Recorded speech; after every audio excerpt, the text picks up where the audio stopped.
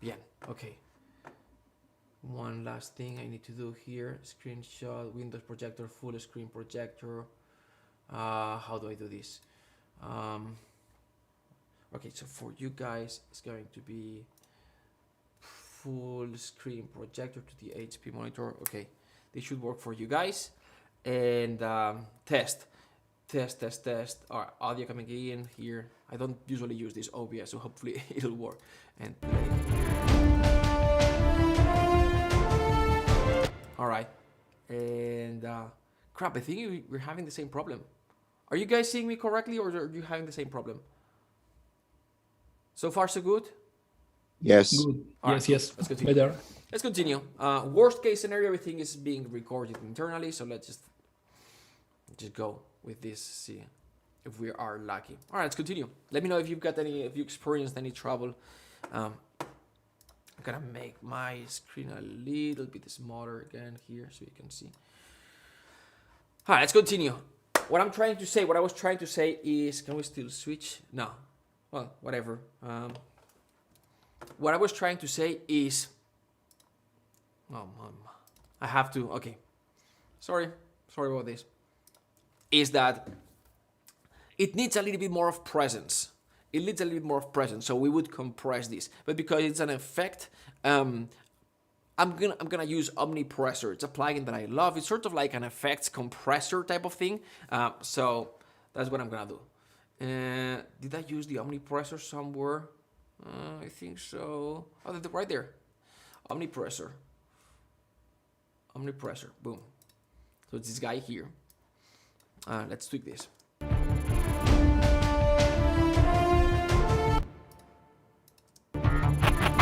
Yeah, too loud now.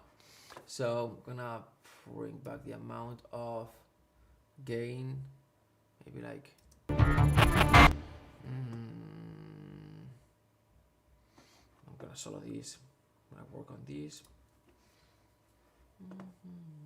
Gain limit, attenuation. Sorry, it's loud. Okay, I'll bring this down. Attack time, threshold, and then the amount of this guy here. It's gonna go like at plus 10, something like this. A little bit more. The output, a little bit more function. And I don't want it to compress that much.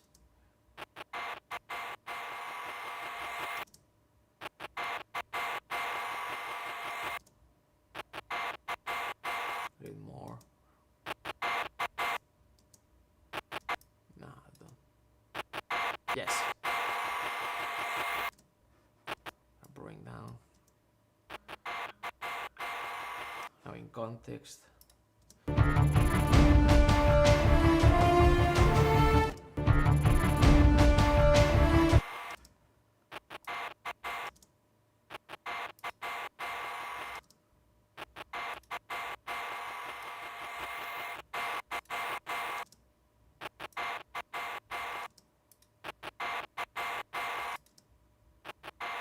Yes.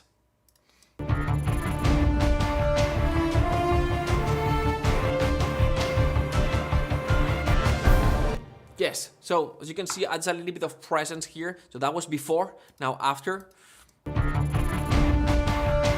See that catch through? It just adds a little. It adds a little bit of presence without the, raising it in volume. Just a little bit of presence without. With. Yes, like this is meaningful. This is noticeable. This is like you can hear. It's like you can hear it a little bit more without actually bringing up the volume, which is the next thing that we are gonna do. Now we're gonna automate a little bit that balance, that volume. But before we get there, like that we can hear when I activate this. Ooh, it's like presence. It's before, like it's not changed. It does change a little bit in volume because we are compressing this, so but this is a little bit more of presence without actually raising the volume. So this is cool.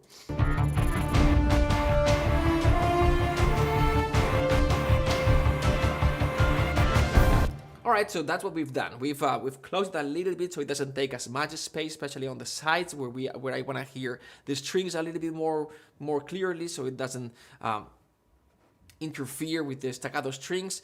We added a little bit of black box to add a little bit of interest to the sound, tube saturation, then a little bit of omnipressor, which is sort of like a compressor, like an effects compressor, that type of thing. I love what it does. Now we're gonna get out of here, and that is something that you can do before or after, but I'm gonna activate right, and it's this track here, and I'm just gonna automate. I'm gonna try and make sure that it sits where I want it to sit. Let's do this.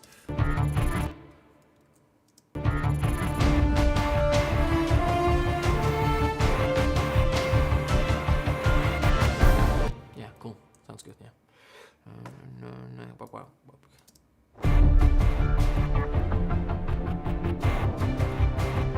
I've got a problem here. This one is too loud. I don't like it that loud.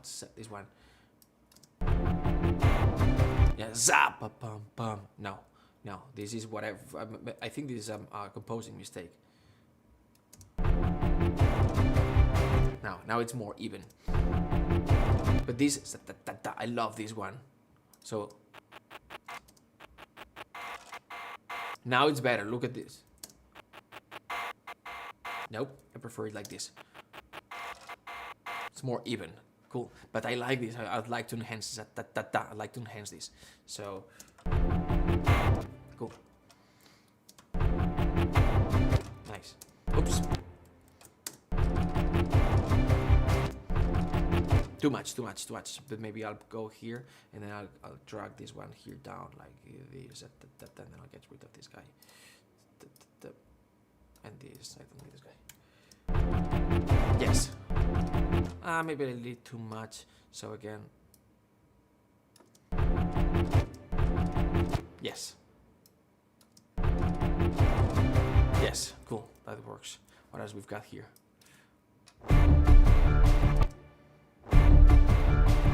Maybe.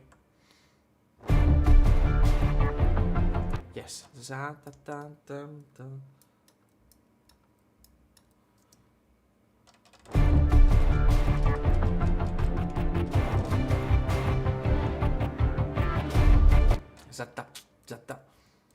I want this a little bit.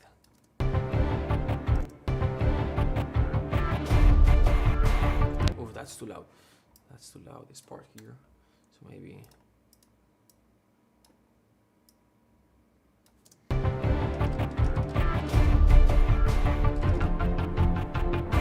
This works, but I think we can.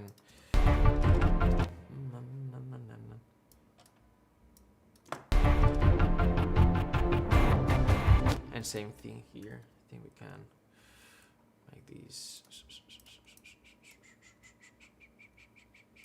This guy like.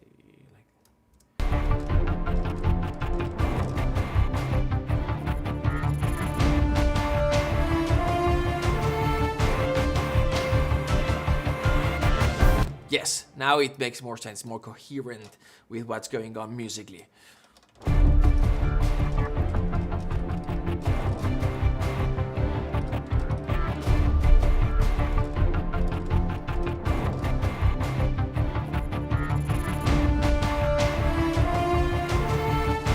Like, what's going on here? The horns line, the horns melody. We want to leave the space for that. That is what. You may like what I've done or not, but in terms of mixing, and to me, mixing is like composing again. It's like composing again, but without having to think about the notes. I don't have to come up with the notes. I don't have to come up with the ideas. Ideas are there. It's composing again, but with the ideas given. You just have to reorganize them a little bit. So now I look at what's going on, and I try to go like in a way that makes sense. Reorganize those elements. What's going on here? The horns line. That's what we've got, and then we also have that Satan. But in this moment, there's a lot going on for these raises and shatters. I just brought it down just a tad. Maybe it's like 2 dBs, just to make a little bit of a space for that. I don't want make things muddy.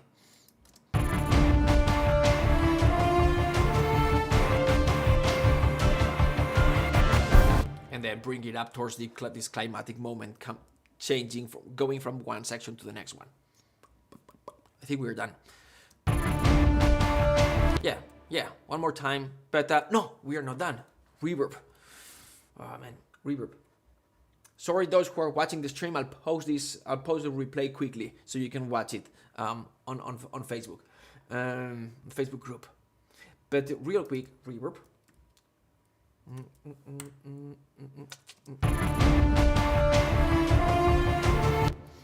So I'm gonna go with a short.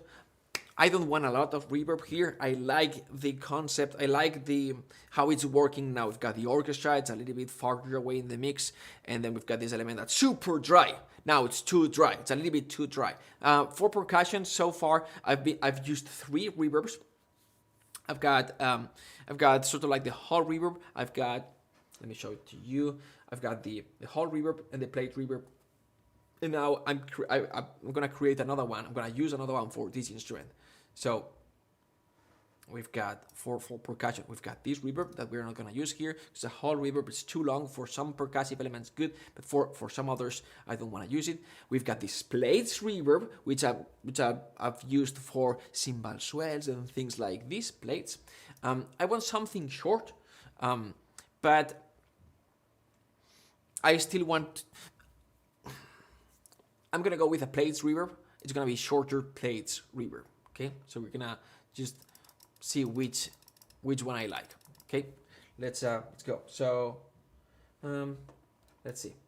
Razors and shatters. I'm gonna solo this guy, and then I'm gonna create a bass here. I'm gonna create a send here that's gonna go to this perk short plate reverb, which is this guy here. I'm gonna unsolo and solo again. And then I'm gonna activate this. I'm gonna unsolo and solo again. So now it okay. Oh. No, I don't like it. I'm gonna go with a preset. Oh, I like this one. That is cool. I like this one. Maybe a little bit more. Yes.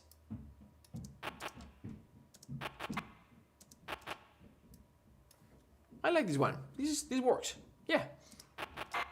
Yeah, let's see in context. See this in context.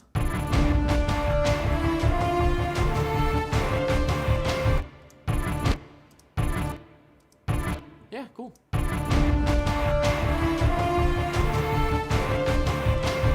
Yes, I like this one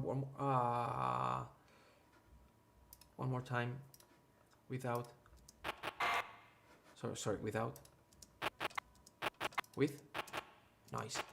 Maybe a little too much now that I think about. Yeah.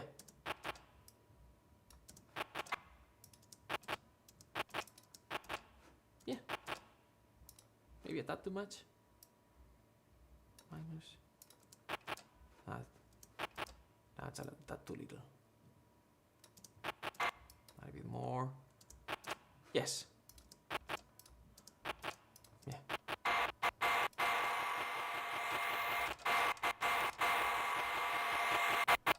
Yes.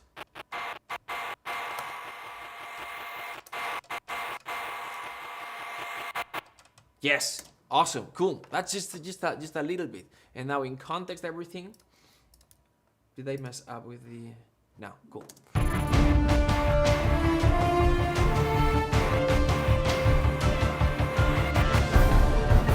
All right. Fantastic. One more time, the entire thing, and here we go with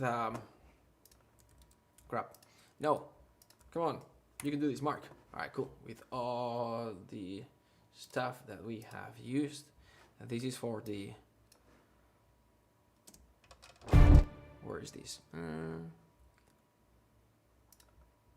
Yes. And it's gonna go up here. So in order, we've got this guy, and then this guy, kind of thing.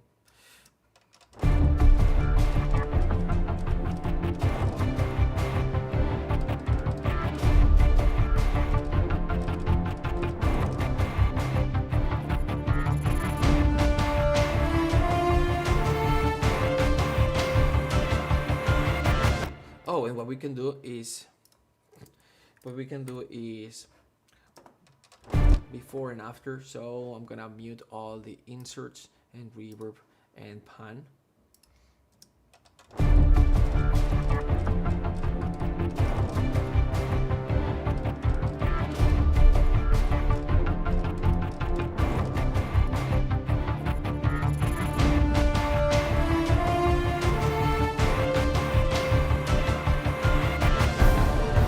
Yes, it adds a bit of presence. Obviously, I think that the thing that makes the biggest difference is the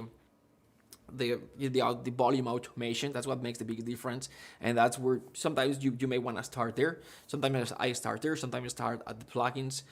Usually, what I do is I find the right balance, then also the panning, and then I do the plugins and everything, and the reverb, and then I write automation. That's just me. It's how I do it. But hopefully you can see how now you can hear it a little bit more when it needs to be heard, and it sits in a little bit more coherent way in the mix. We add a little bit of interest, and also we hid it when it needs to be hidden at some point, and we enhanced it in terms we brought it out in volume, automated volume, when we needed a little bit more of presence. That's it. I just wanted for you to see the thought process behind what I've done. We've got time for 2 or 3 questions, if there is any question. If not, I'm gonna continue tomorrow with more like acoustic instruments. Let's start with some of them. Erin asks, do you normally prefer to draw volume rather than let's record using faders? Sometimes I use faders. Sometimes I just draw it. Sometimes I record. Sometimes it depends on what I need. If it's more at the micro level, I'll literally record each point or draw each point or input each point, as you've seen. Sometimes I want it goes like that, and I want one specific note. I'm not gonna use a fader. I'm gonna just go in there and yep. Did that answer your question? All right. Cool. Yes. Fantastic. Okay. Another one. There are 2 related questions. One says, what library are you using for the erasers and shouters, yes. Mark? Yeah, and another one is where to find all these little sounds like risers, swooshes, etc. Any suggestion? Yeah, it's all Audio Imperia. I forgot which one it is. Terraform? No, that's for the Legacy. Legacy. For the Pulse it is Legacy, which was Terraform. That's a good one. And for the razors and shutters, I don't remember. Audio. So good things and bad things about Audio Imperia. They don't love us very much. They don't give us the best student discounts, but their libraries are great. I love everything that they do. Everything they do is amazing. But they just give us what, Esteban, 15%, 20%? No, we don't have discount. We don't even have a discount with them. What the fuck? Oh man. Fuck you guys. No, that is a joke. No. That is a joke. For all the haters, you can cut this moment and you can put it on YouTube. No, everything that they do is amazing. It's unbelievable. I have so many libraries from them. But they don't and I keep recommending and referring them. Oh man. Okay, so maybe Artifact Reanimate. That's what it was. Artifact Reanimate. I'm pretty sure it was. Okay, that's great. Yep. Okay, we have time for any more questions or see you tomorrow? One more question and then we will go. Okay. What is the process you go through to decide on textures to enhance the orchestral sound in an hybrid track? So it's a philosophical one. No. It's a very practical approach. And I think it was Art or someone mentioned this. No. That was Tom. So we've got all these sounds, right? There are 2 approaches. Either you are a pro and you know exactly how to create and how to use these sounds, or you go you take the practical approach, which is you have a set of sounds that you usually use. And the way I do this is I've got all these this is the composing template. I don't have the sounds loaded, but I'll play it back. I'll play by like the track. And it's like, okay, now is when I'm gonna add the hybrid layer, right? I'm gonna add everything is working. Just wanna add a little bit of that modern sound, and I start, each note one by one, and doing things like, yeah, and for the 20 seconds of that section. And I'm like, dun, dun, dun, dun, dun, dun, dun, dun. And see that I'm going up, dun, dun, dun, dun, dun, dun, dun, dun. And most of them won't work. And there's one that is like, "Whoo, this is awesome!" And then I just go in there, I'll delete everything, I'll keep that part. Then I'll do a second pass, and then go. I'll try other notes like, "Oh, this one is great," and I'll keep this one. And that's most of the times, 99% of the times, how it works for me. Sometimes I build the sound. It takes. I'm good at orchestration. I'm not good at synthesis. I can do it, but I'm not good. So it means I'm not fast. So the other approach gives me the same result, or 99% the same result, faster for me. So that is how I do it. It works. It truly works, and it's fun. It's easy, and it's just kind of like trial and error. Just write a bunch of stuff, and some of these sounds will surprise you in a positive way. And then keep those, delete the rest, do another pass, and then just reuse whatever works. Like, okay, cool, this one works, and then you're gonna be reusing, so it makes sense motivically and development and everything, musical sense. Does that help? You don't. I could have pretended, but that's exactly how I do it. Okay, Mark. So if you find one texture that you like with what you wrote, and then you want to add more textures, you got to find one that complements the piece and also the other texture. Exactly. That's more orchestration with textures. There are two approaches to this. Again, you do the same thing, and you accidentally find another texture that works, and that can take time. The second approach is, if I'm using Omnisphere, they've got, once you find a sound, they've got related sounds that are texturally are gonna match, are gonna work together well. And that's one of the things I like most about the new Omnisphere, but the Omnisphere. That is like, okay, like this sound. Find me sounds that work with this sound. They give you a list of sounds that